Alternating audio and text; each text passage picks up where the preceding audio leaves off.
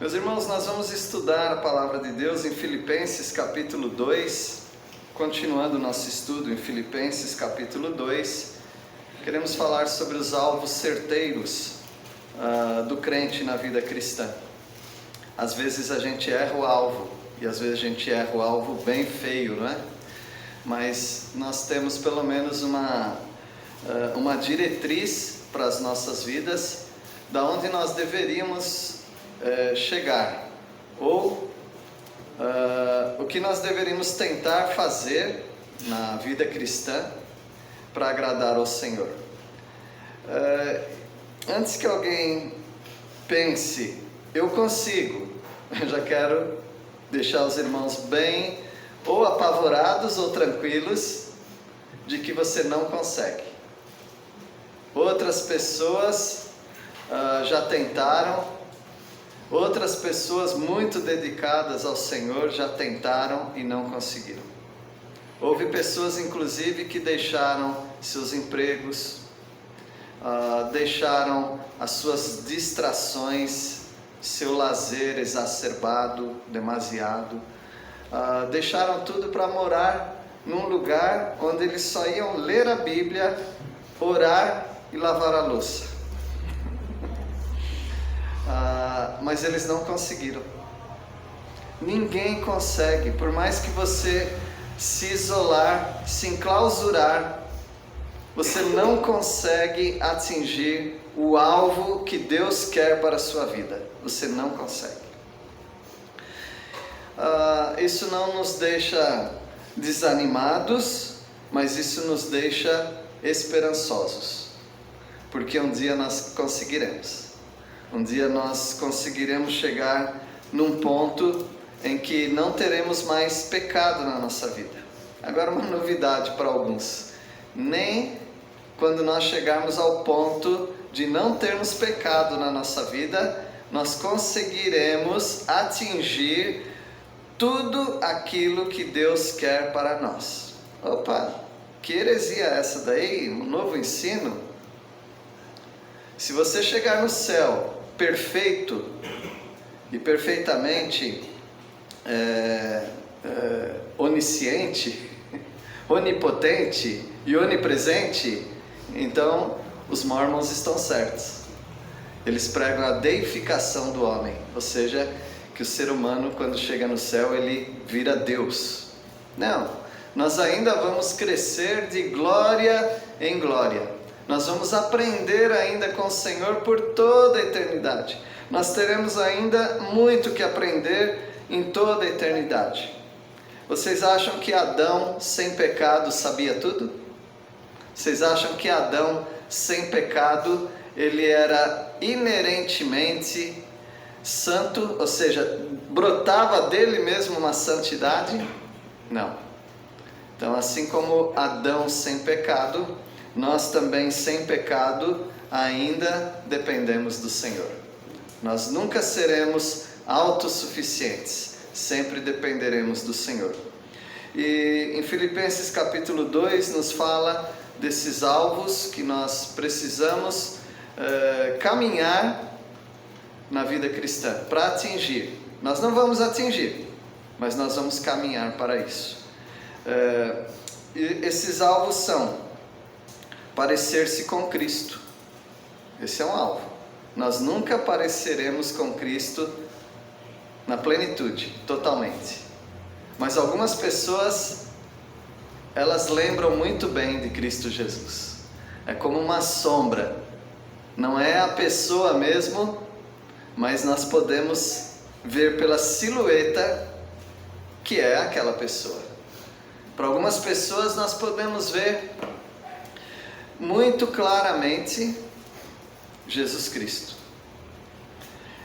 Ela não é Jesus Cristo, mas ela se parece com Cristo. Também o outro alvo certeiro é deixar a luz de Cristo brilhar em nós. Algumas pessoas deixam a luz de Cristo brilhar nelas, e outras pessoas a luz é muito apagadinha, quase que não se consegue enxergar a luz de Cristo nessa pessoa. E o outro alvo certeiro é buscar os interesses de Cristo. Nós ainda não fazemos isso na plenitude, mas nós estamos caminhando, aprendendo a buscar os interesses do Senhor Jesus.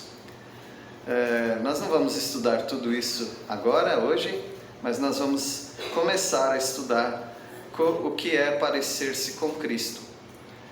No versículo 1, também no versículo 2, pensando e sentindo como Cristo. Você jamais conseguiria saber o que Cristo pensa, nem o que Cristo sente, se você não estudar os 4 evangelhos. Ah, mas eu já estudei muito. Você já decorou os 4 evangelhos?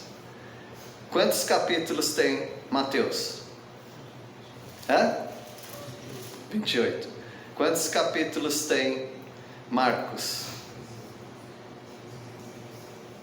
Tem que decorar pelo menos quantos capítulos tem. Quantos capítulos tem Marcos? 16. Quantos capítulos tem Lucas?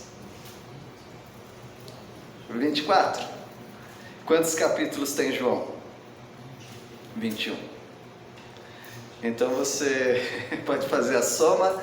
Você tem muitos capítulos para ler, para reler, se puder decorar, e aí você vai conhecer um pouquinho de Jesus Cristo.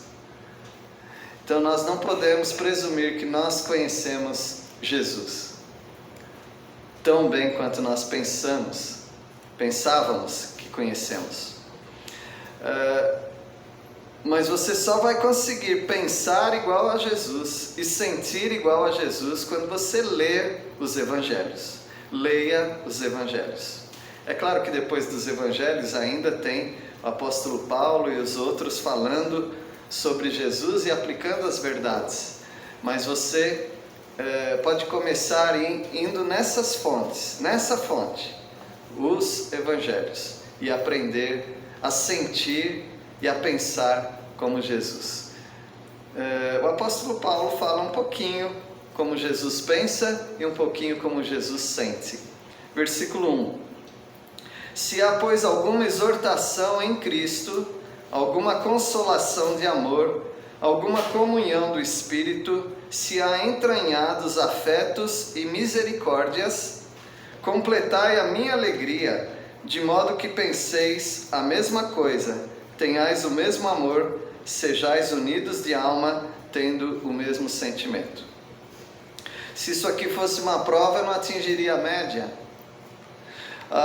O que está falando aqui nesses 2 versículos é um padrão tão elevado para nós, que nós não atingimos, mas nós devemos prosseguir para esse alvo certeiro. Tem alguma exortação? Alguém tem alguma palavra, algo que nos anima? Então eu já vi muitas coisas, já li muitas coisas, como você também.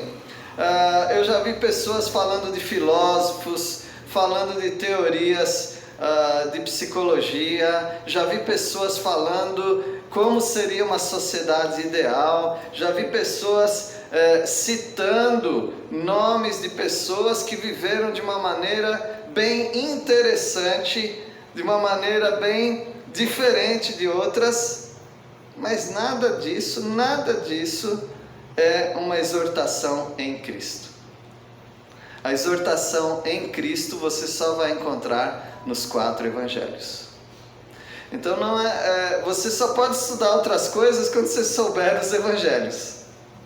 Eu estou exagerando, tá bom, irmãos? Nós vamos estudar outras coisas, mas você deveria colocar um alvo na sua vida de conhecer a pessoa de Cristo Jesus. Porque aí você vai saber, não é o que o pastor falou, não é que aquela denominação, aquela igreja tem no seu regimento interno, não é o que um bom escritor de livro sugeriu para você, um youtuber, mas é o que Jesus Cristo tem para você. Então, se há alguma exortação em Cristo, uma consolação de amor, nós nos consolamos com muitas coisas. Um bate-papo pode me consolar de algumas tristezas, mas a palavra de Deus diz que a nossa consolação é de amor verdadeiro em Cristo Jesus. É tudo em Cristo. Será que nós temos comunhão? Sim, nós temos comunhão. Nós acabamos de usar essa palavra várias vezes hoje, confraternização, nós temos uma afinidade, uma intimidade, uma junção de ideias e de pensamentos que são muito boas, mas ainda assim a palavra de Deus está dizendo se há alguma comunhão do Espírito. Não é simplesmente o que eu sinto por você, o que você sente por mim, mas é o que o Espírito Santo tem derramado nos nossos corações em relação a nós, mutuamente. É o Espírito Santo. Então, exortação de Cristo, o amor do nosso Deus, a consolação de Jesus Cristo, a comunhão do Espírito, e se há entranhados afetos e misericórdias. Entranhados vem de entranhas, aquilo que vem de dentro. Quando nós estamos apaixonados, nós ainda estamos apaixonados, não estamos? Os casados? Ainda? É? Ó, que bom! Ainda dá aquele arrepiozinho, dá aquele negócio esquisito na barriga? Ainda dá? Quando vê? Então, como dizem o pessoal da língua espanhola, borboletitas, né? Aquelas borboletas dentro. Então, esses entranhados afetos, isso que nós não sabemos explicar, mas nós sentimos, de misericórdias. O ser humano não é naturalmente misericordioso, ele é cruel. Ele é sagaz, ele é astuto, ele faz o outro tropeçar, ele faz o outro se irritar, ele faz o outro se desanimar. Mas o nosso Deus, Ele é o Deus das misericórdias. Olha quanta lição de casa. Além dos 4 evangelhos, você tem que ler 150 salmos para você começar a entender o que é misericórdia. Lendo os salmos, você vai ver muitas vezes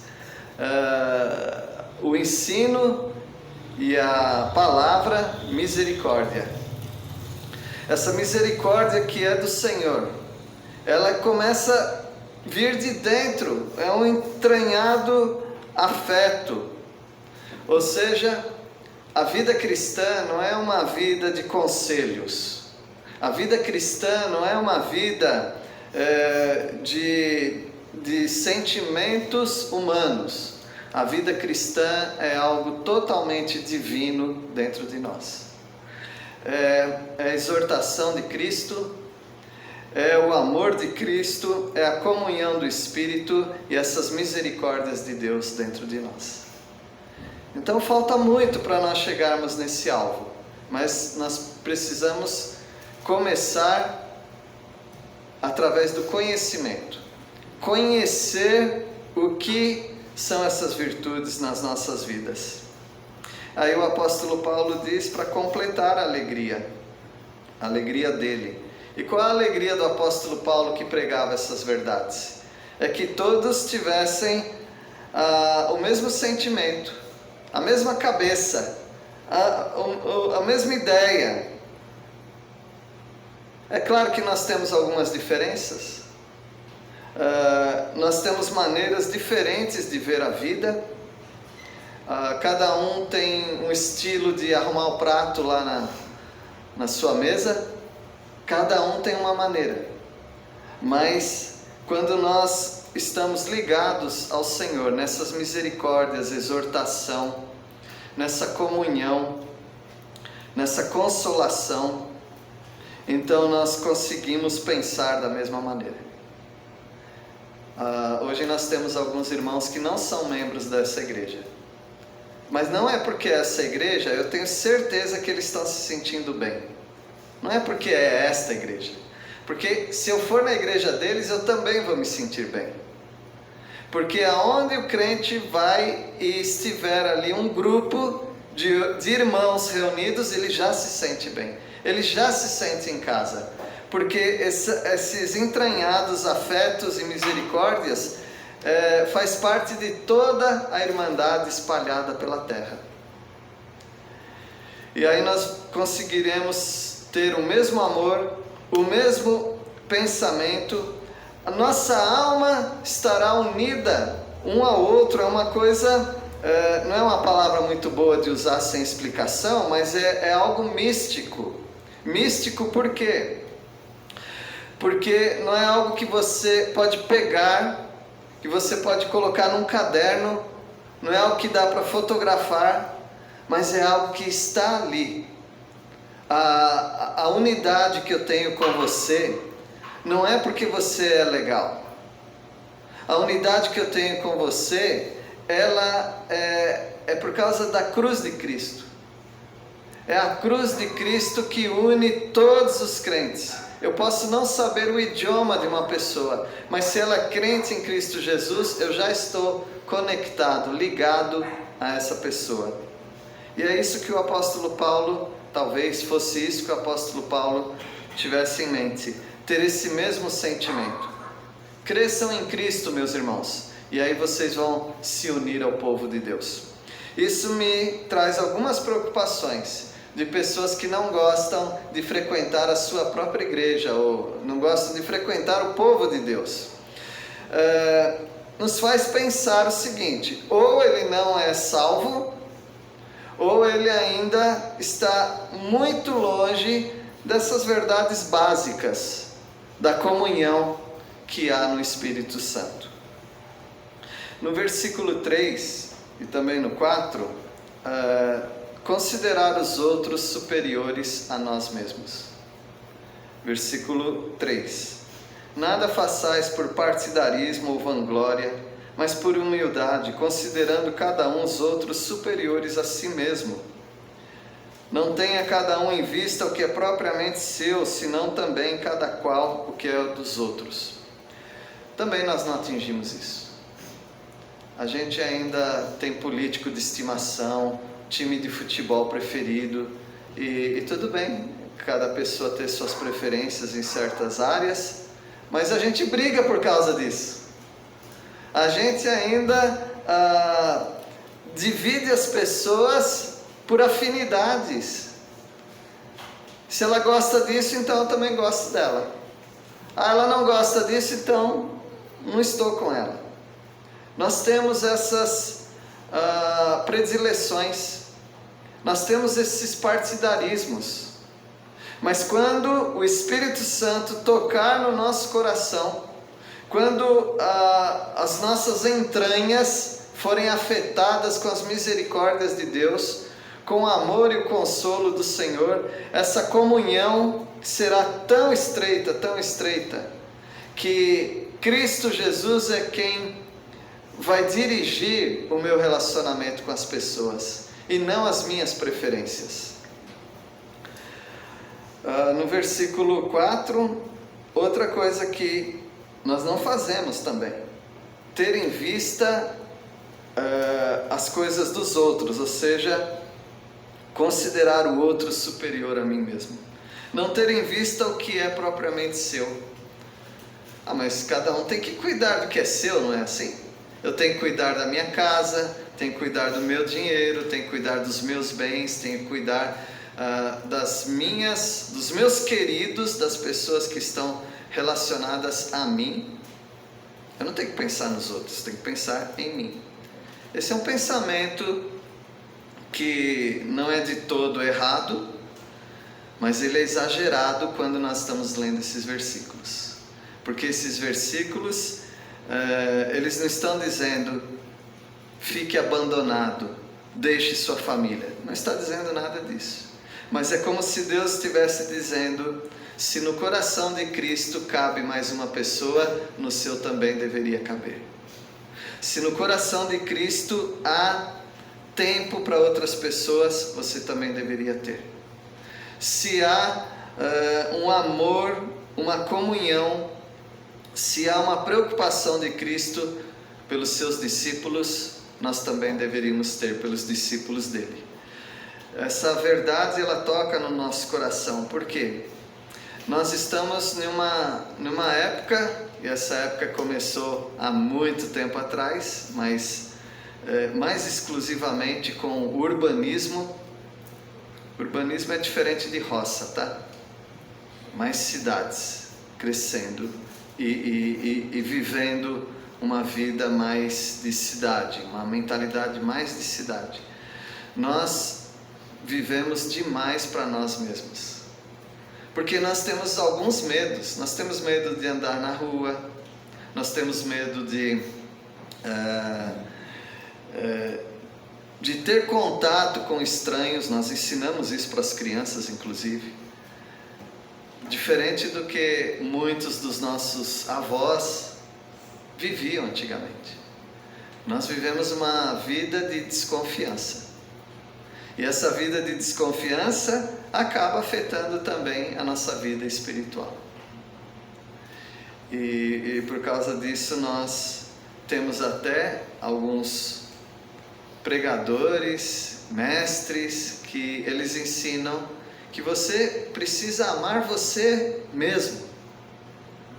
Enquanto você não conseguir amar você mesmo, você não vai conseguir amar outros. Mas isso é uma mentira, porque a Bíblia já diz que você ama demais você mesmo. A palavra de Deus diz: ninguém maltrata a sua própria carne, antes dela cuida e alimenta. Então pode ficar tranquilo que você vai cuidar de você. O grande desafio é você parar de pensar um pouco em você e pensar em outras pessoas. São princípios que ainda nós não atingimos, mas são alvos certeiros. O de considerar os outros como superiores a nós mesmos. Eu lembrei agora daquelas festas com aqueles bolos quilométricos, né? Ridículo aquilo. Será que as pessoas estão com tanta fome assim?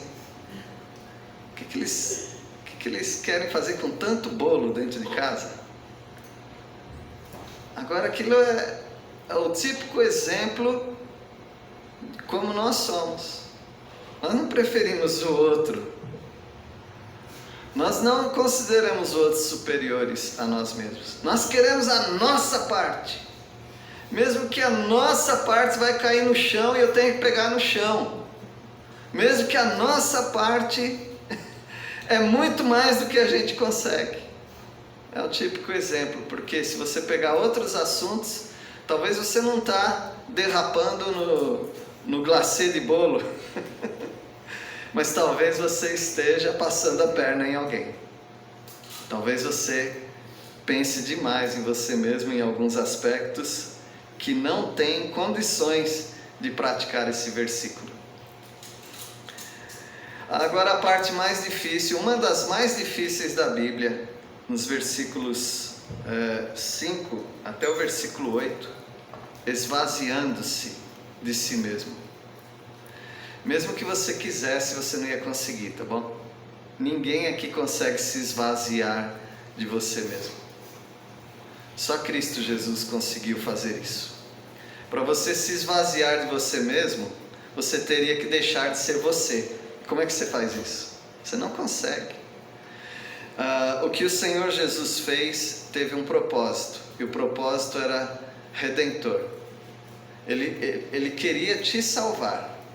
Mas a única maneira dele fazer isso é ele se transformando em alguém como você, parecendo um pecador. Outra heresia? Não. Romanos capítulo 8. Romanos capítulo 8, versículo 3. Ele teve que vir em semelhança de carne pecaminosa. Jesus não era pecador, mas se você colocasse Jesus num auditório e ninguém falasse que é Jesus, você não ia saber, porque ele se parece quando ele estava aqui na terra, ele se parecia demais com qualquer outra pessoa. Sendo assim, o Senhor Deus teve que se encarnar.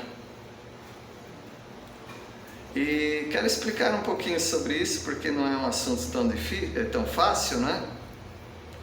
Deus, ele não teve que deixar de ser Deus. A questão é que ele se tornou homem, sendo Deus ainda. Então, ele né? Deus 100% e homem 100%. Então essa união é uma união inexplicável, porque não existe ninguém com uma natureza assim, mas Jesus é. Jesus, ele teve que se esvaziar, ele não teve que deixar de ser Deus, mas ele teve que, em humildade, preferir ser igual ao homem. E é claro que para se parecer com o homem, ele tinha que viver mais ou menos igual a um ser humano. No máximo que ele conseguiu viver igual a um ser humano, ele viveu. Ele tinha fome, ele suava, ele se cansava. A Bíblia não registra que ele se machucou durante o ministério dele, mas no final da vida dele, ele se entregou completamente no seu corpo. Então o Senhor Jesus, ele se esvaziou. Essa é uma doutrina chamada kenosis, uma doutrina difícil, o autoesvaziamento de Jesus. E no versículo 5 diz assim: tendo em vós o mesmo sentimento que houve também em Cristo Jesus. Como nós falamos até agora, você só pode ter o mesmo sentimento de Cristo Jesus se você souber qual é o sentimento dele. Se você quiser saber como eu sou, você precisa conhecer um pouquinho de mim.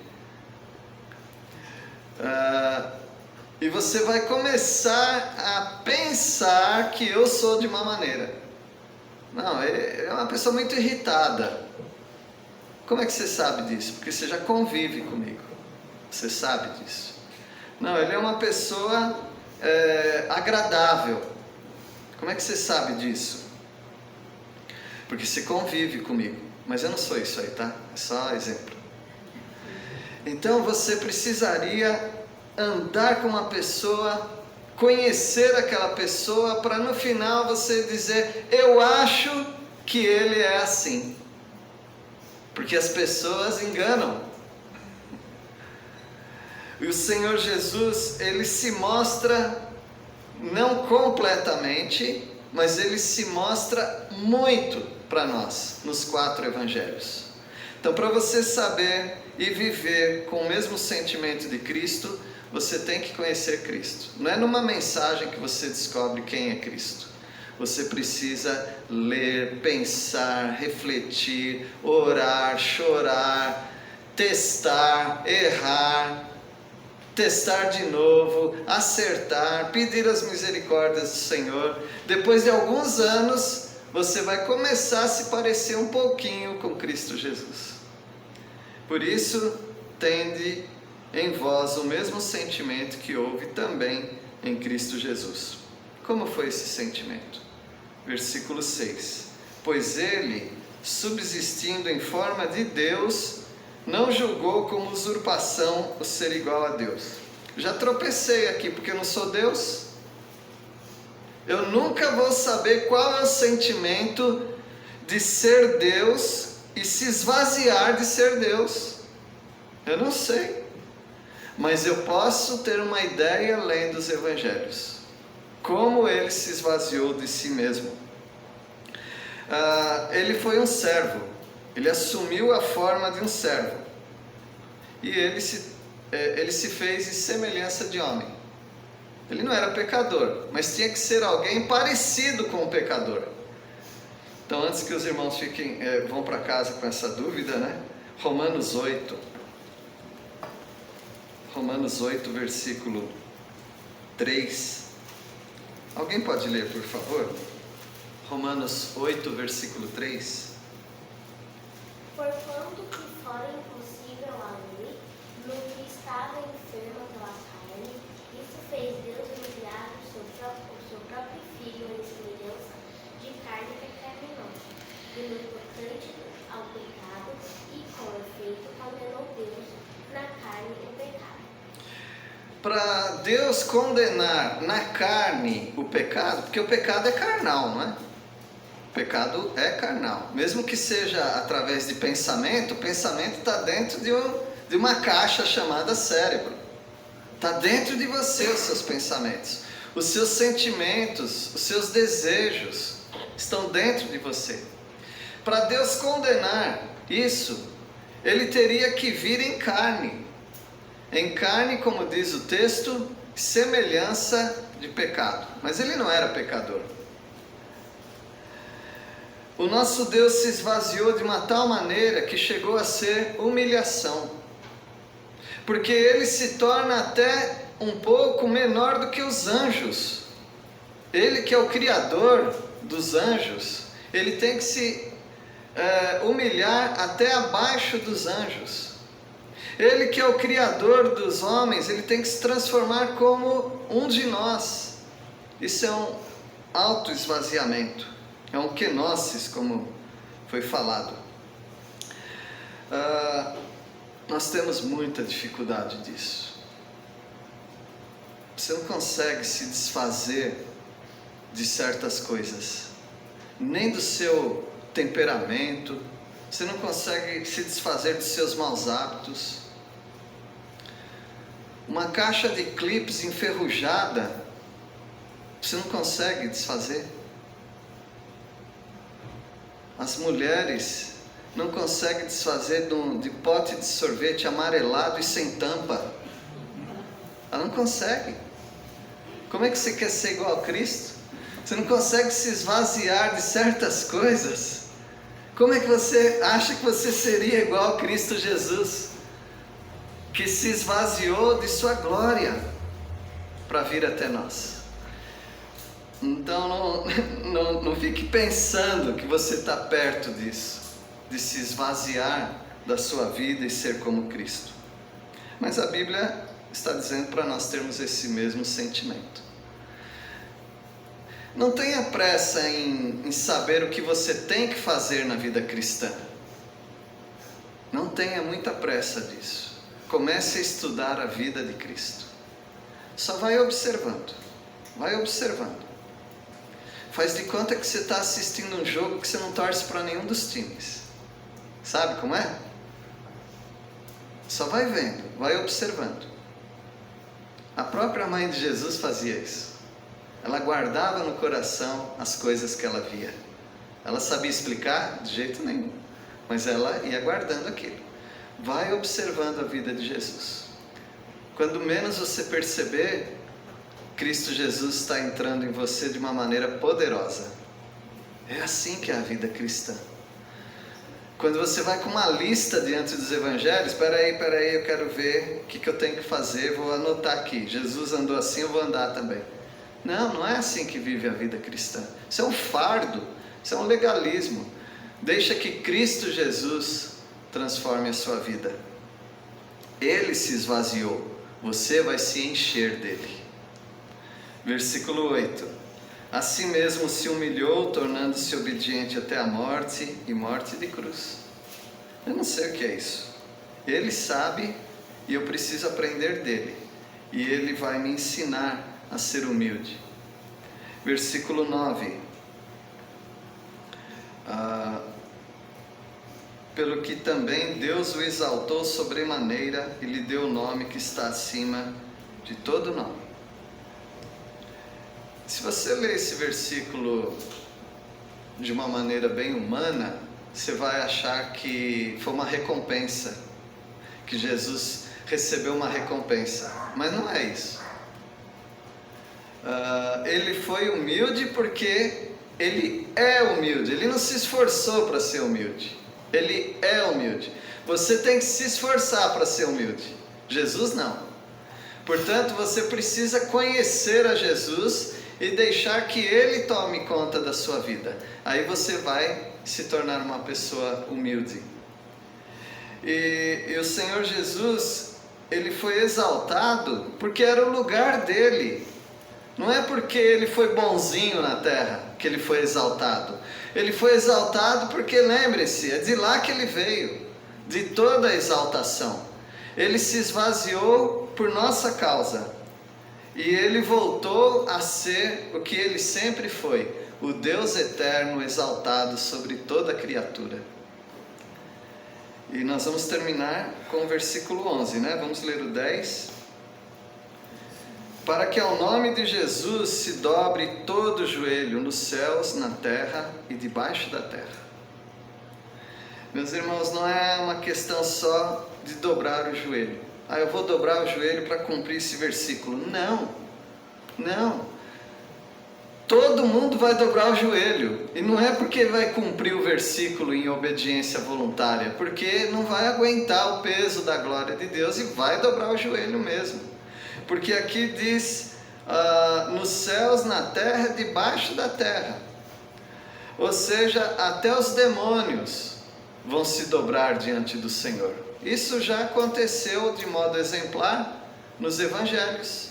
Leia os evangelhos que você vai ver pessoas endemoniadas que o demônio falou de Jesus, o Filho de Deus. Ele adorou, ele se dobrou, se curvou diante de Jesus. Não é que ele se converteu, não. É porque não tem outra maneira de se portar diante de Deus senão cair diante dele. E foi isso que os demônios fizeram. Conheça a Jesus. Então,